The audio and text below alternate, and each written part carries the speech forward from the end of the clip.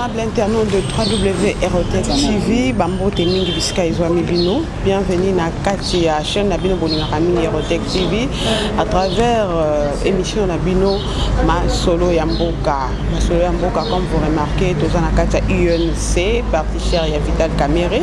Dans mon Amboka Douglas Toulengi, au Boebi Penza Malamu, Yende Toponi, pour Robeta Ma Solo par rapport au sujet de l'actualité. Mon Amboka Mbote Nayo.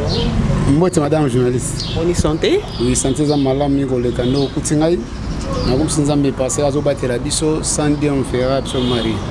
Vraiment sans dire on ne fera absolument rien. Torobet a posé avec à la une des informations.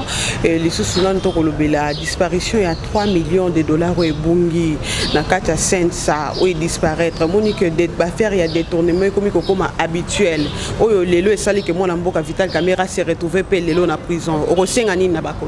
Non, nous soutenir proposition ya ndeko député national, il y a Louis Zassi mémoire encore bon.